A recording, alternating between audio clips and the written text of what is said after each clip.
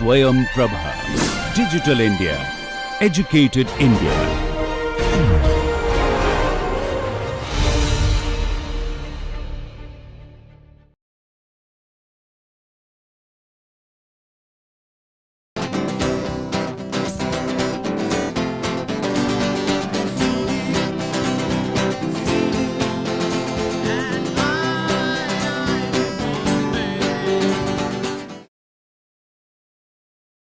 So, welcome to the 32nd lecture on cryogenic engineering under the NPTEL program.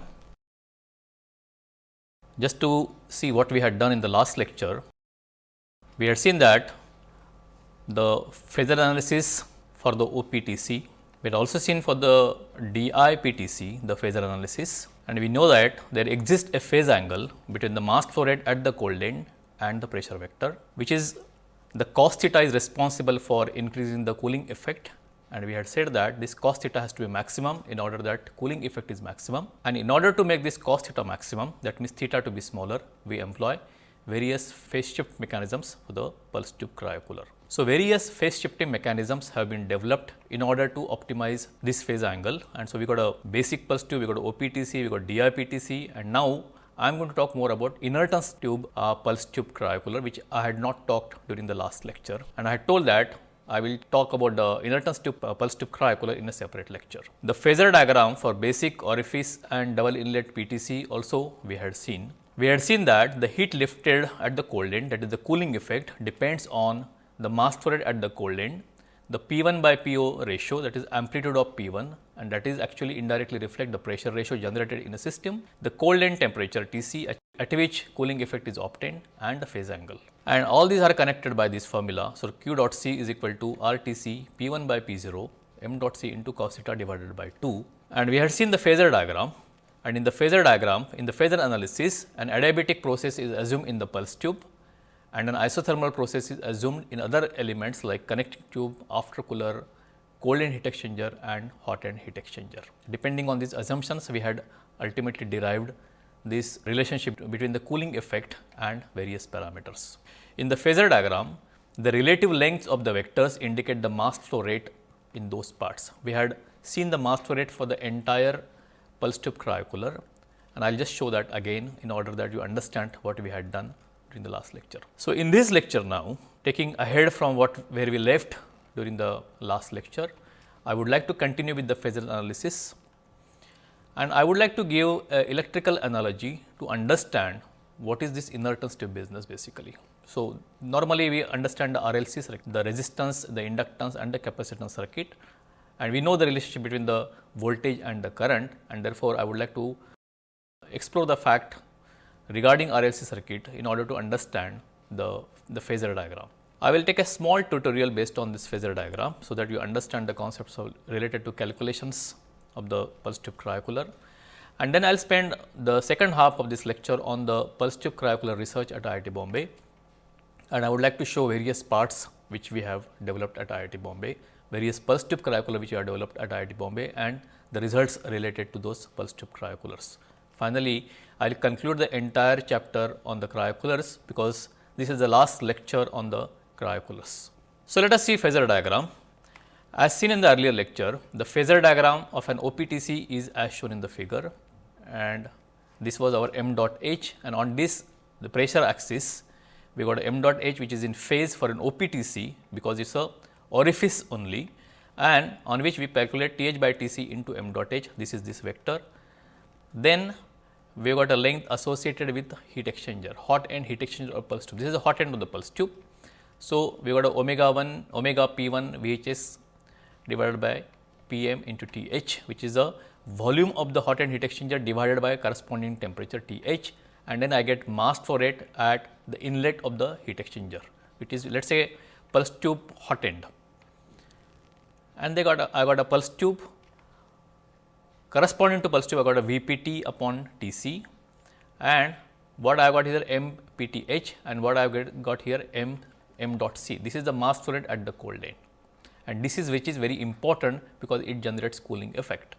Then at the other end of cold end heat exchanger, what I have is a regenerator at the cold end. So, depending on the volume of the cold end heat exchanger divided by its temperature, I got m dot Rc, which is the mass flow rate of the regenerator at the colder side, and then I got a regenerator.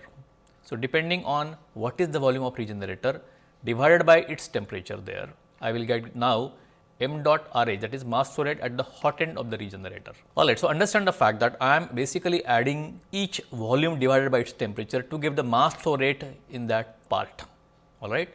So, depending on the volume of that particular part divided by its temperature, and depending on whether it is an adiabatic process or an isothermal process. For example, PT is an adiabatic process, so we got a gamma over here, while we are assumed that these portions are basically the isothermal, and therefore, there is no gamma below in the denominator for these mass flow rates.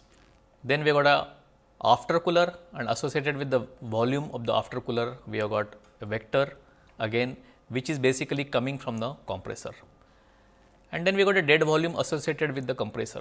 So, I got a VCPD, and this is a dead volume associated with the compressor and the connecting tube, if any. So, this is m dot Cp. This is the mass flow rate from the compressor to be delivered to the entire cryocooler. Now, understand that, and beyond this we can have now the swept volume of compressor if one wants to. So, I need to compress so much of gas to get m dot C at the cold end of the pulse tube to generate cooling effect. And this is my net theta, the theta being angle between mass flow rate at the cold end and the pressure vector. Alright. So, in order to get this theta between m dot C and pressure, I have to compress so much of gas at the compressor. The compressor power will definitely increase depending on the dead volumes of the system. If my dead volume is more here, my compressor volume will be still more and more, and therefore, this vector of m dot Cp, the length is going to be much higher as compared to m dot C. So, actually indirectly it talks about the COP of the system. How much gas has to be compressed, that means how much power input has to be there, and how much cooling effect do I get basically when I compress so much of gas. So, cooling effect divided by power will give me the COP, and therefore, the phasor diagram is a simple indication. It is just an indication. We have taken various assumptions of having isothermal processes and adiabatic processes, but it is an indication, and it also shows you the relationship between m dot C and the pressure. But it also talks about how much power input goes in order to get the corresponding cooling effect. So, in the phasor diagram, the relative lengths of the vector, you can see the relative lengths of the vector in a vertical direction as well as in the inclined directions. They give basically, they indicate the mass flow rate in those parts. So, this is mass flow rate in the pulse tube. This vector gives you mass flow rate at the outlet of the cold end heat exchanger, which is m dot C. Then mass flow rate at the outlet of the regenerator, which is m dot Rc. Then mass flow rate at the inlet to the regenerator, which is m dot Rh, and things like that. So, it is a very important diagram, and we have done the entire derivation during the last lecture. Going ahead from there, coming back to the pulse tube classification, which I had shown you earlier, we got a basic pulse tube, we got an orifice pulse tube, we got a double inlet pulse tube, and what we also have is inertance tube pulse tube, and about which we had not talked during the last lecture, and I had said that I will talk about inertance tube in a separate lecture. So, this is something I would like to talk about, and to understand this concept I would like to have a electrical analogy, so that you understand how do you compare, how do you see a performance of inertance tube as compared to the, for example, the orifice pulse tube. Normally we do all comparison with respect to OPTC. So, let us see in OPTC, and let us in relationship to that let us see ITPTC, that is inertance tube pulse tube cryocooler. So, this is my inertance tube pulse tube cryocooler. We got a after cooler, regenerator, cold end heat exchanger, pulse tube, hot end heat exchanger, and this hot end heat exchanger in a OPTC will be connected through an orifice to a reservoir. Now, I am getting rid of orifice, and I will have a inertance tube, which is a small diameter kind of a capillary tube running into length of let us say 1 meter to 2 meter depending on the diameter, and it is getting connected to a reservoir. So, the figure shows the schematic of an inertance tube pulse tube cryocooler ITPTC. An orifice here for a OPTC gets replaced by a very long tube of a small diameter, and this tube is called as inertance tube or IT in short. The word inertance comes from the word inertia and inductance. So, we know the electrical circuit. In electrical circuit, we have got a resistance, then inductance and capacitance. So, in fluid flow now, we have got a inductance replaced by a term called inertance, which basically talks about inertia. Inertia nothing but the mass flow rates. So, in fluid mechanics, I will have inertia replaced by mass flow rate and inductance, and if you combine these two, what you get is basically the term called inertance. So, inertance is nothing but inertia plus inductance, which shows that mass flow rate through a inductive circuit.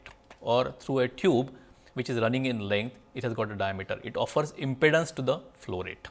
It offers inductive impedance to the flow rate, and that is why we call it take inert from here and tons from here, and this a word called inertance has been generated in fluid mechanics. For the sake of understanding, let us study now RLC circuit and thereby the electrical analogy between RL circuit and PTC. I would like to deviate from here, give some glimpses of basics of resistive, inductive and capacitive circuits, and we will come back to the pulse tube cryocooler so that we understand the inertance tube business in detail. Let F be the frequency and J represent the imaginary part. You know the real part and the imaginary part. Any vector can be replaced, can be written in a real plus imaginary part, and that is what I would like to use in this case. So, let us see a simple RC circuit, which is resistive plus capacitance circuit, and you got a voltage across it, and therefore a current will flow through it. Alright, and this current will have impedance in the form of resistance plus capacitance. There is no inductance in this case, and the voltage across the resistance and C capacitance is called V. So, schematic of a series RC circuit is as shown here. The impedance is given by Z, and this Z is called as V upon I. In a pure resistive circuit, this Z will be equal to R. Alright, but in an inductive circuit, this Z is equal to R minus J into 1 by omega C. I will not go into the very basics, but most of you know this definition, how the impedance of a RC circuit, RL circuit and RLC circuit is written as. So, this Z is equal to V upon I, which is equal to R minus J into 1 by omega C. Alright. This is a vectorial addition basically. The angle between the current and the voltage will be given by tan theta, which is nothing but tan inverse of 1 upon omega C divided by R, that is 1 upon omega RC, and you can see a negative sign over here. That means this theta is going to be negative in this case. Alright. So, in that case my Z, because Z being negative now, if I add vectorially this thing, Z will always be in the fourth quadrant. Okay. If I plot this Z, my depending on R, because R is going to be positive and this term is going to be negative. So, if I want to have vectorial addition R minus J upon omega C, I will have R as positive direction towards x axis and then minus 1 above omega C, which is coming to fourth quadrant, and therefore Z will come in the fourth quadrant, as is obvious from here because tan theta is negative. So, theta being negative in this case, this is my plotting of Z. In this case, you got a real part, on y axis you got imaginary part. So, Z therefore will have R minus 1 upon omega C, J time minus J 1 upon omega C, and therefore Z will always be in the fourth quadrant as shown here. From the above equation, it is clear that the angle is always negative. Now, in such a situation, my current will always lead the voltage. So, you know that in a RC circuit, in a resistive circuit, current and voltage are in phase. In a RC circuit, the current will always lead the phase. That means, current will be ahead. So, let us say this is current and this is going to be voltage in that case. Alright, the direction, this is actually a Z vector basically, but in this case, if I take this as I, this I will lead the voltage vector, and therefore, current will always lead the voltage. This is basically to understand from a RC circuit, and magnitude of the impedance is under root of R square plus 1 upon omega C whole square. This is standard basically for any imaginary, any A plus IB vector. Now, let us go to RL circuit. The schematic of a RL circuit is shown over here. The impedance is given by V upon I R plus J omega L. If you see earlier equation, we have got now R plus J omega L. That means, this is positive and this is also positive. In this case now, voltage will lead the current. That means, current will lag. Alright, if you add, because R is going to be positive towards x direction, while omega L is going to be at an angle over there, and therefore, V will now lead the current in this case. The angle between the current and the voltage therefore will be a positive angle, tan inverse of omega L upon R. So, this is my theta, and in this case now Z will be in the first quadrant. Earlier case Z was in the fourth quadrant. So, in a resistive plus inductive circuit now, the theta is going to be positive, and because the theta is positive, from the above equation it is clear that angle is always positive, and therefore, in this case current always lags the voltage or voltage leads the current. In earlier case, current was leading the voltage. In this case, current always lags the voltage. So, RL circuit current always lags the voltage, and magnitude of the impedance is R square under root of R square plus omega L square. Now, let us come to the RLC circuit where resistance, inductance and capacitance are in series basically. So, schematic is shown over here. It is a series combination of R, L and C and a sinusoidal voltage V. In this circuit, both L and C have a collective effect on the performance of the circuit, as you know this thing, and the impedance will be given by, or Z will be given by R plus J time omega L minus 1 upon omega C, alright. And now theta will be given by tan inverse of this component divided by R, that is omega L minus omega C inverse 1 upon omega C divided by R. Now, the value of theta will depend on what is the net result of this. What is my omega, what is my L and what is my C. So, omega L minus omega C will determine whether theta is going to be positive or theta is going to be negative, and this is very important to understand, alright. This is a very simple straight mathematics. Let's please understand that theta is going to be determined by this numerator because R is always positive. So, theta is going to be tan inverse of omega L minus omega C inverse divided by R, and depending on the value of this, I can have a theta from positive to negative. That means, I can have Z vector in the first quadrant and also in the fourth quadrant. I got all the possibilities depending on the value of the inductance, the omega and the capacitance. So, it is clear that depending upon the value of L, C and F, F is basically given the omega, 2 pi F is nothing but equal to omega.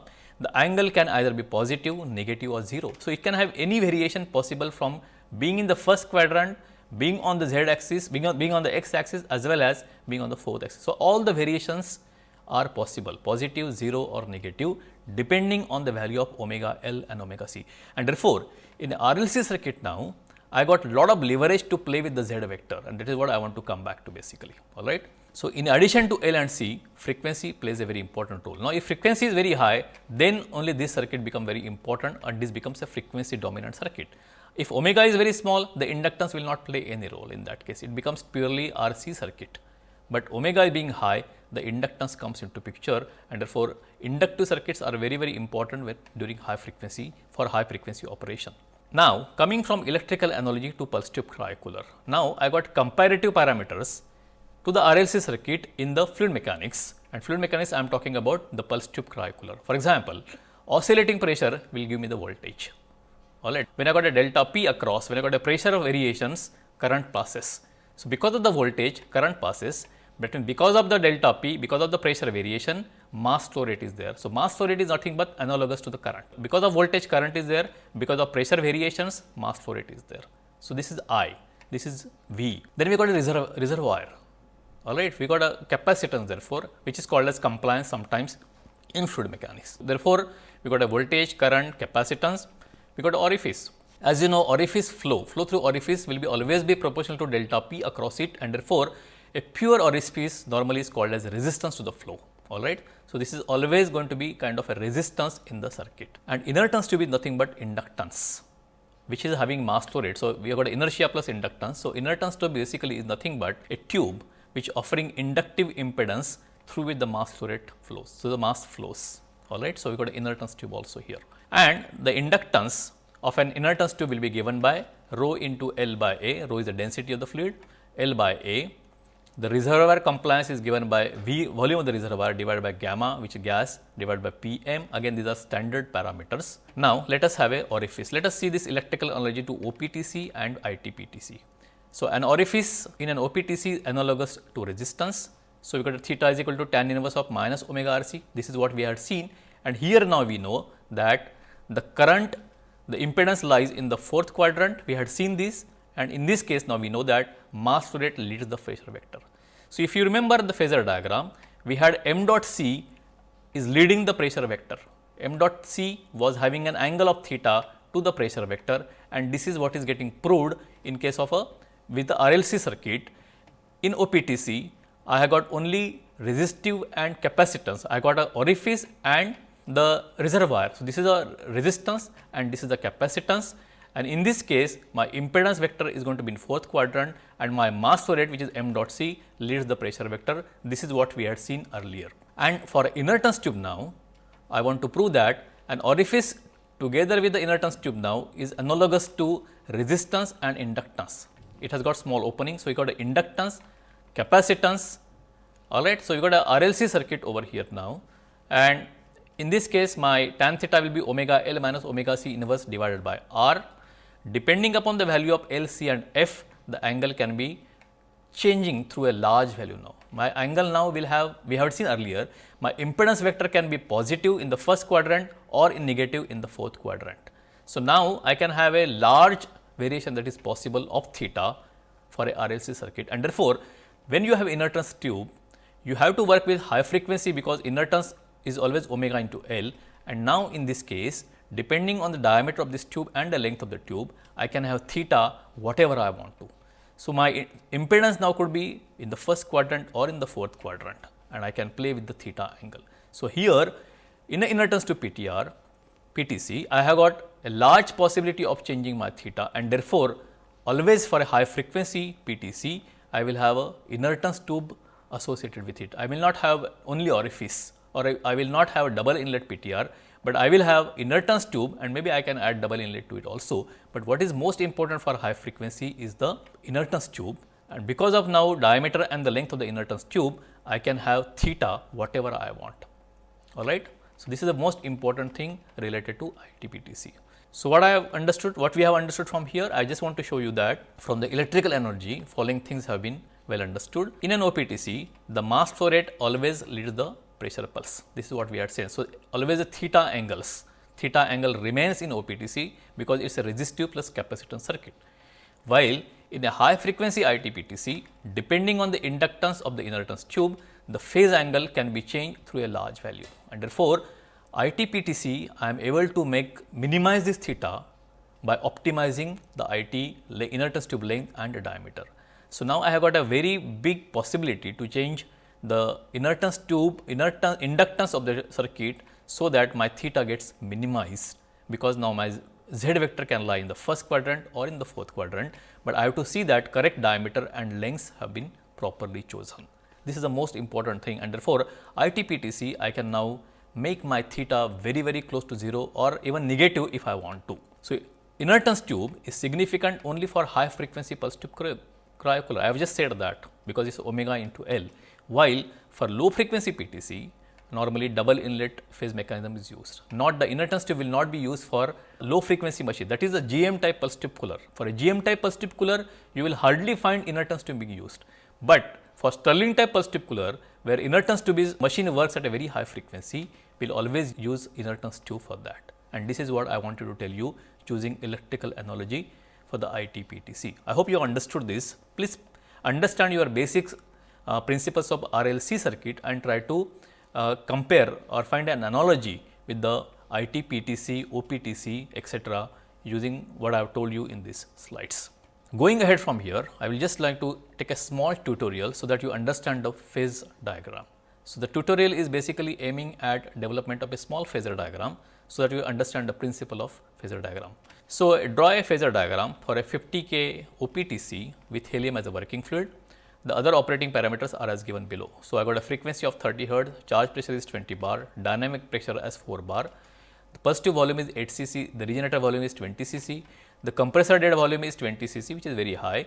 I can have even compressor swept volume added to it, but I have not added this. Heat exchanger volume is 2 cc, temperature is 300 Kelvin on the ambient side, while the orifice, the mass flow rate through orifice, that is m dot O, is given as 2 gram per second. The idea is now draw a phasor diagram for this OPT. This is orifice pulse tube cryocooler.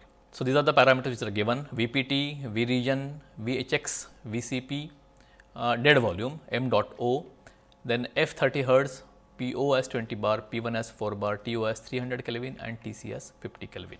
What we want to find out is phasor diagram, that is phase angle m dot C between the m dot C and the pressure vector, and also phase angle between the mass flow rate at the compressor and the pressure vector. So, begin with, I know m dot O is equal to m dot H for OPTC, which is given as 2 gram per second, which is 0.002 kg per second. Then we know the pressure vector is going to be horizontal, and on the pressure vector we have got a m dot H which could be plotted, and then what we have is m dot H into TH by TC. Alright. So, I will have now TH by TC into m dot H, which is 0.002 into 300 by 50, because my cold end temperature is 50, and this gives you 0.012. So, on this now I will build up a vector which has got a length of 0.012. This you can take any scale to begin with and draw all these diagrams. Now, depending on the volumes of hot end heat exchanger, pulse tube, regenerator, I am going to find the mass flow rate through these different parts. We have already given the equations to these. So, for example, I want to find out mass flow rate to the hot end heat exchanger, where I will use therefore omega into P1 VHX, which is volume of the hot end heat exchanger, divided by TH and divided by R. So, omega is 2 pi f, P1 I have given as 4 bar, convert it to the appropriate unit, VHX is given as 2 cc, convert it to appropriate units of meter cube, R into TH. So, having done this, I get this value, this is kg per second, and I will add this vector at 90 degree to earlier vector. I will get now mass flow rate at the inlet to the heat exchanger. This is mass flow rate out of the hot end heat exchanger or through orifice, and this is my mass flow rate to the inlet to the hot end heat exchanger.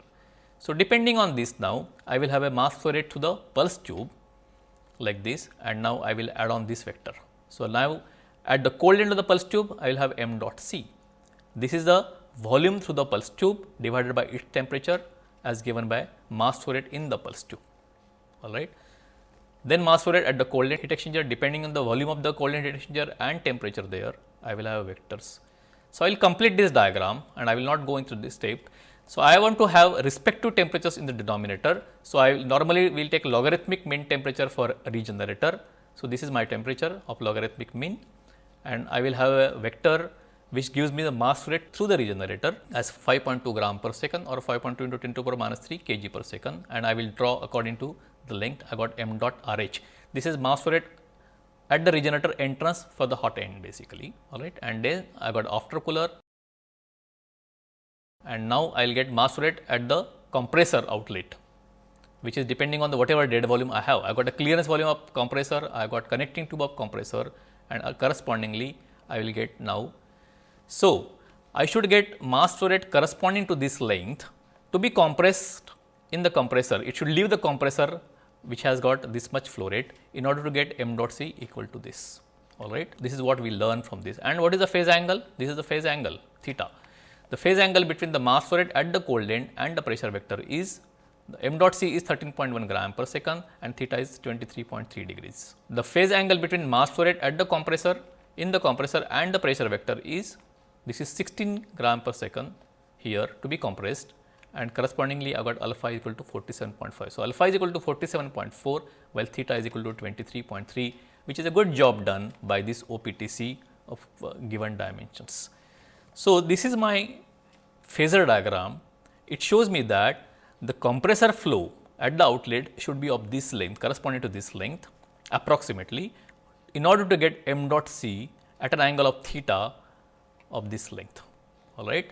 So, this is where I understand that if my dead volumes are more and more, my compressor gas to be compressed is going to be very, very high. So, understand that these dead volumes in the regenerator, the heat exchanger play a very important role, and therefore, depending on dead volumes, I will have to compress more and more gas in the compressor, which means my power input to the compressor will go on increasing accordingly. All right, this is a very important thing. So, this is my final diagram. I will draw on Excel sheet what it will look like to show you exactly. On the pressure axis, you got a m dot c, m dot hx, and this is drawn to the scale. So, you can see now how does this diagram look. Basically, it is the same thing as what we have drawn, but this is with correct dimensions given over here.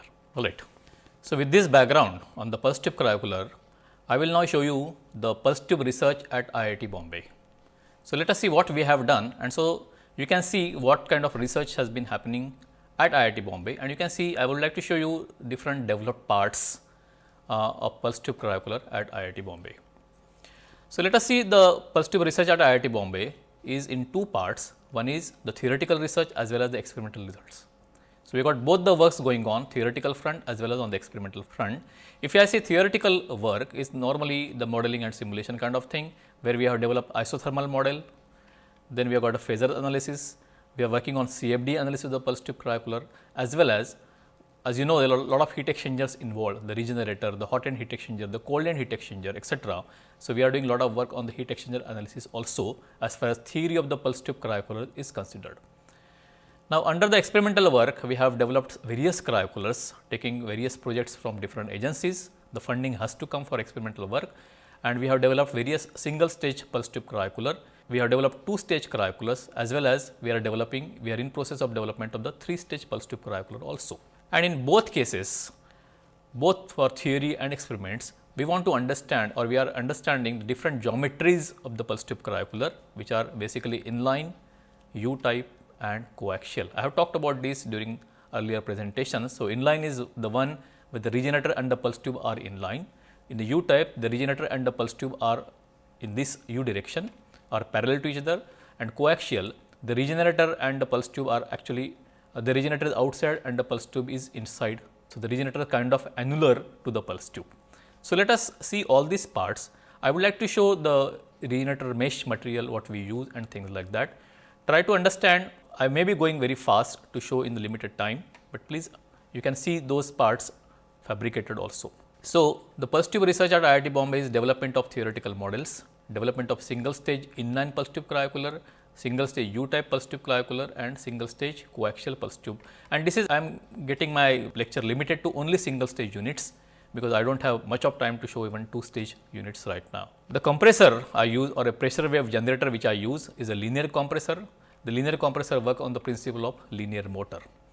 And this is a compressor which is developed at IIT Bombay based on opposed piston linear motors. You can see there are 2 pistons driven opposite side, and from here the pressurized gas comes out in the form of pulse at this point. So, you got a one linear motor here, we got a one linear motor over here, and both pistons are moving towards each other, which what we call as opposed piston compressor developed at IIT Bombay. And similarly, I have got one imported piece from CFIC. This is a clever fellow incorporation in USA, and because of some funding available, we have bought this compressor from outside party, which is also a opposed piston compressor. This was a moving coil compressor, this is a moving magnet compressor, but this is also is basically based on the same principle of having linear motors at 2 ends. So, this is a pressure wave generator, or this is a compressor which we use to drive the pulse tube cryocooler. Now, I would like to show different parts of the fabricated parts at IIT Bombay. So, this is the after cooler, and this is my fabricated part. I will just like to show you the fabricated part over here. So, you can have a look here. This is the after cooler through which water flows outside. These are fins cut, and this is the inside part, and you can see the fins cut on this part. So, the compressed gas comes through these fins, which is kept inside this. So, the compressed gas will come through these fins. This is not meant for this cooler. I have taken different parts, but this will be tight fit. This will be inside fitting on this. So, the gas will come through these fins across, and this gas, while traveling through fins, will be cooled by the water which is flowing outside. So, I got these circular fins on the outside through which the water will flow, and this, during this flow of this gas, from one end it will enter from here and it will go out, and during this travel it will cool the gas and it will take the heat of compression. So, this is basically the after cooler. Now, let us see slide again. So, second part is the regenerator. I will show a regenerator is going to be a thin walled tube, and I will show a small thin walled tube. So, here you can see a small thin walled tube. This could be any thin walled tube, but you can see this is a thin walled tube which has got a thickness of, let us say, 0.15 millimeter. All right. Why do I want such a thin tube? Because I got a hot temperature on one side, I got a cold temperature on this side, and in order that my conduction is minimized, my Q should not get lost, I would like to have the cross section area as minimum as possible. So, these are thin wall tube.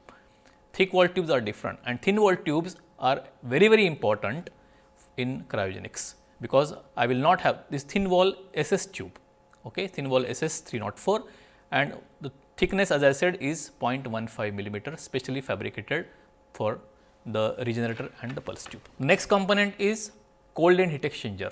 I will show a small cold end heat exchanger, which is very important again, because the gas gets cool. So, you can see this part, again you got fins on this side. So, the gas at the exit of the regenerator comes through this and passes through fins, and this presses across outside. On the outside is the cold end heat exchanger, and this cold end heat exchanger is the one which transfers the cold generated in the regenerator on the pulse tube to outside object to be cooled. Alright. So, this is a very important component. One can use mesh also for this. So, this is my cold end heat exchanger. Again you got a pulse tube which is a thin walled tube. like the way I have shown it as a regenerator. So, I will not go into showing the pulse tube, but as I have shown earlier, it is exactly again 0.15 millimeter thickness of that tube also. This is a hot end heat exchanger which also looks like the after cooler. So, exactly in a similar way what I have shown you, cooled by water from outside. Even the hot end heat exchanger and the after cooler is basically, they both are cooled by water from outside, and you got an inside piece which is in tight fit with this, through which we can always have mesh also here through which the gas goes. So, you have to have porosity through which the gas should come, and it should be in good contact with this. So, outside water will cool the gas coming or flowing through these fins. So, these are my two fabricated parts which really sometimes could be wire cut or sometimes can be done by milling machine also, and this fabrication is very important. So, the water will come from one direction and leave from other direction, cooling the gas which is passing through this tube. And then I will have a vacuum jacket which is very important. I can't show you vacuum jacket because it's a huge thing, alright. So, vacuum jacket also is a very important, entire assembly will be kept in the vacuum jacket. Now, I would like to show you a typical U type pulse tube cooler, how will it look. So, this is my engineering drawing assembly. So, the gas comes from here, this is my after cooler which I just shown you, outside fins you can see, and inside fins part will be over here, through which the gas will come, and then it will enter the regenerator. The part I had shown was cold end heat exchanger is kept at the other end of the regenerator, which is like this, and then I got a U tube connecting to a pulse tube, and this pulse tube has a after cooler at this point, and entire thing is kept in a vacuum jacket, and I have shown all these parts to you. I will again show you a photograph of this. So, this is my top flange to which my cold end heat exchanger is attached, or the after cooler is kept over here.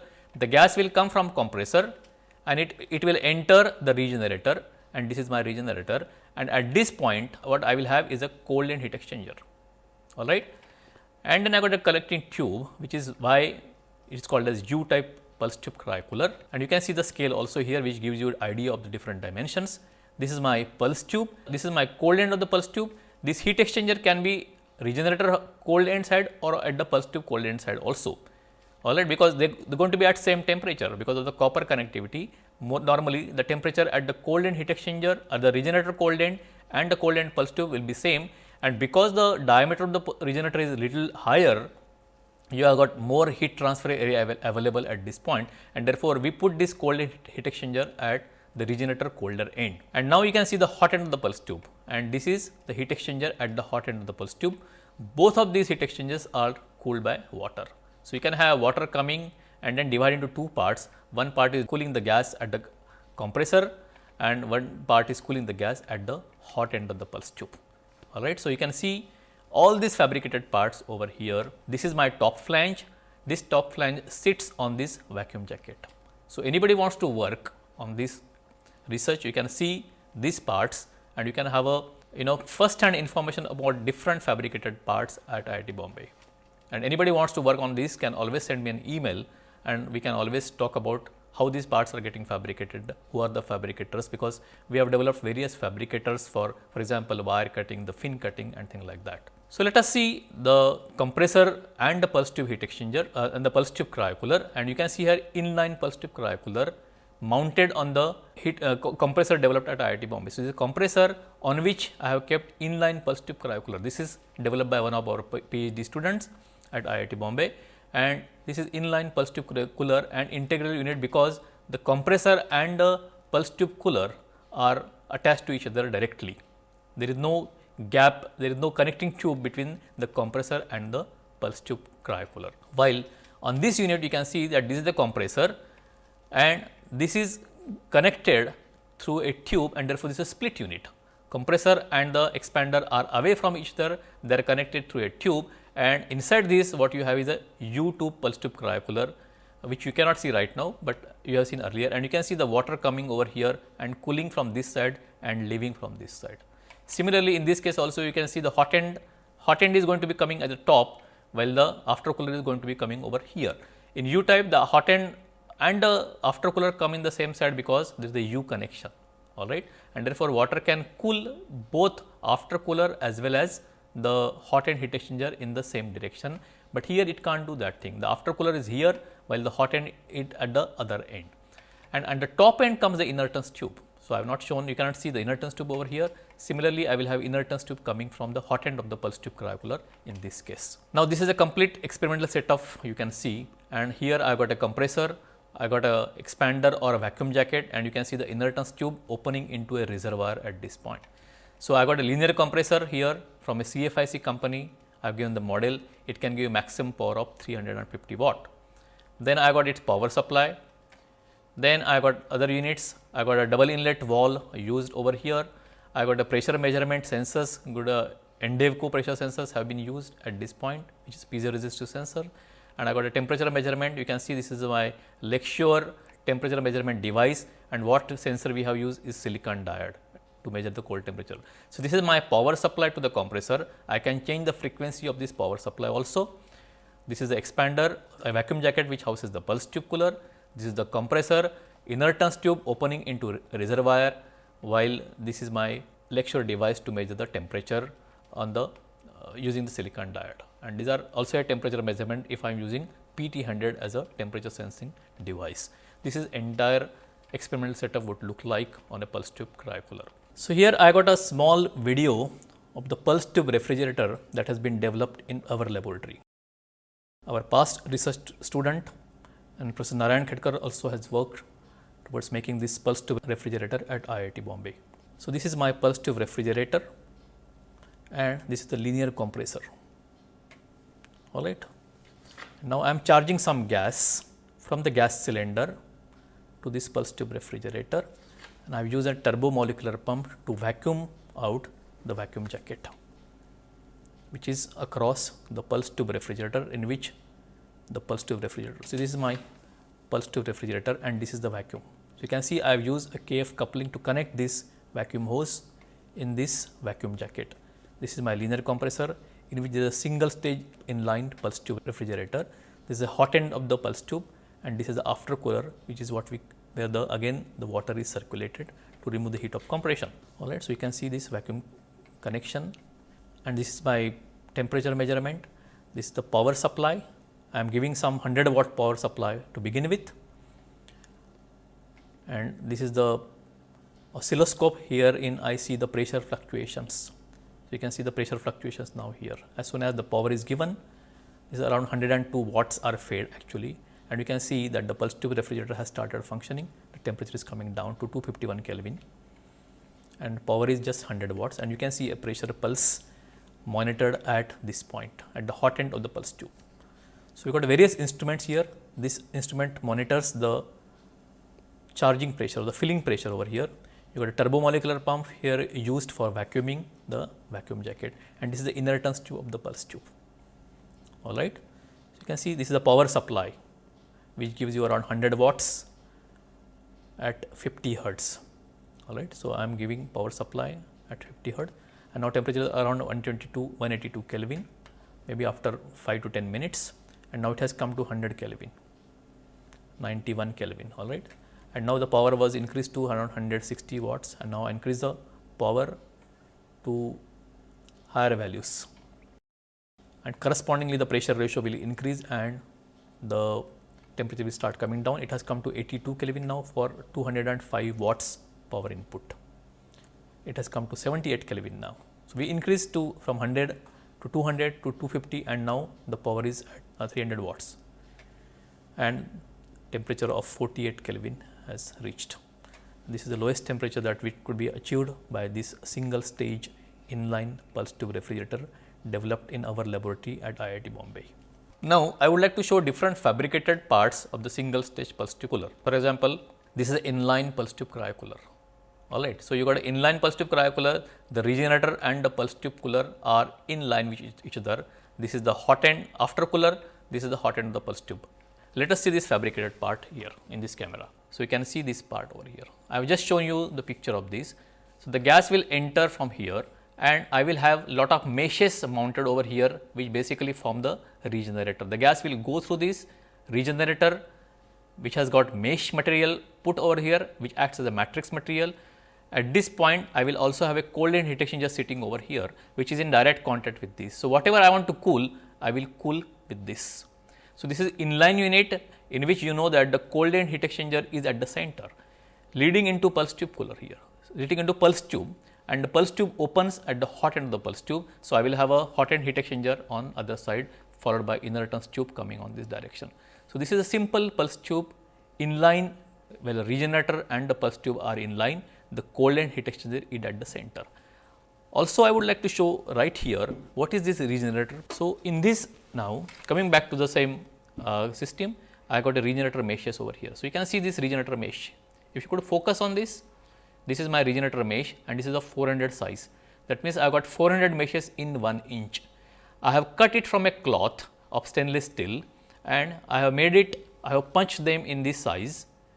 You have to do die and punching for this, and all these things are, thousands of these put together, they have to be inserted in this, through which the gas flows and the gas gives this heat to the matrix, or these meshes basically store the heat.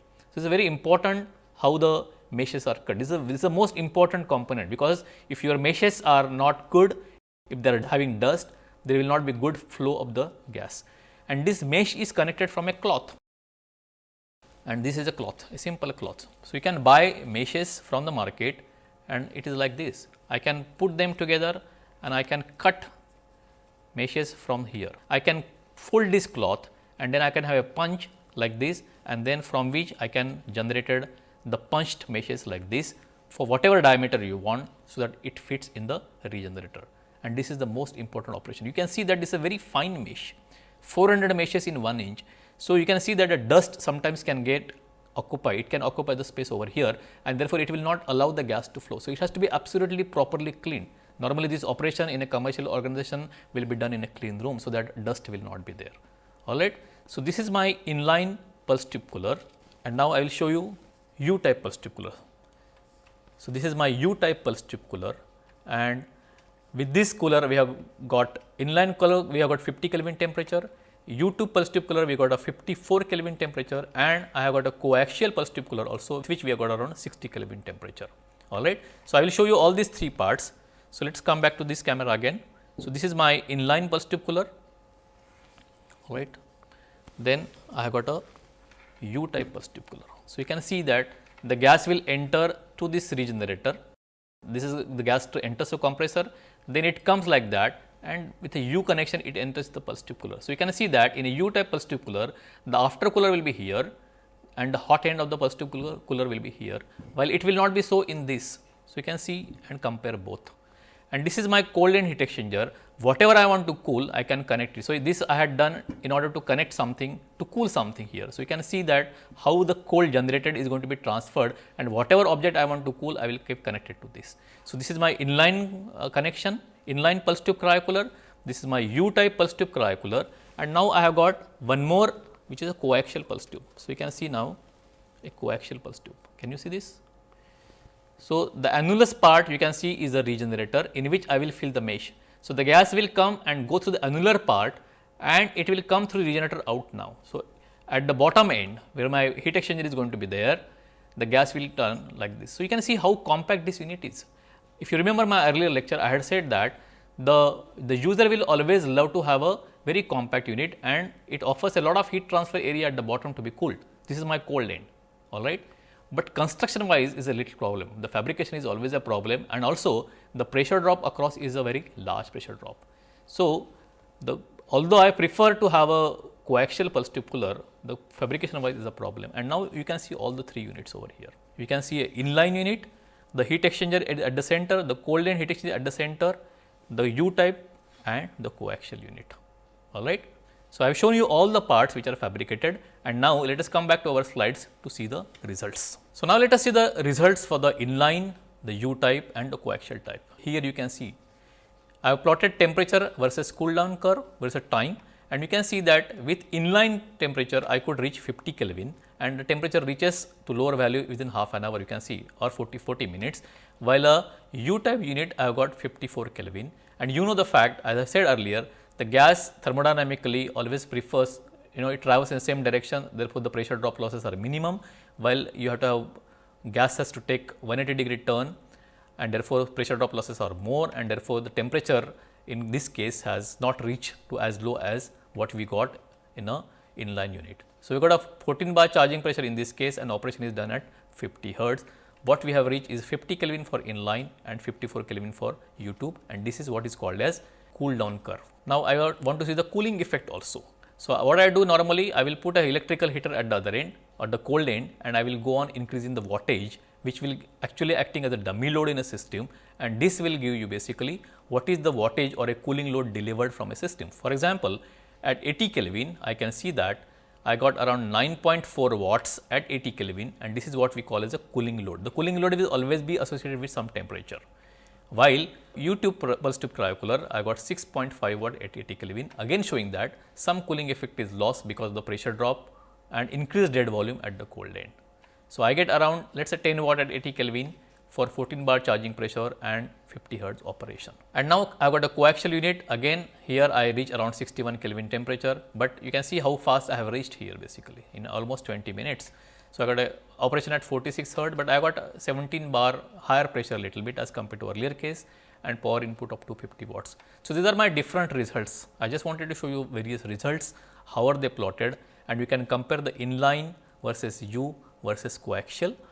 As I earlier told you, inline is always beneficial from thermodynamic point of view, but it has got the cold end heat exchanger at the center.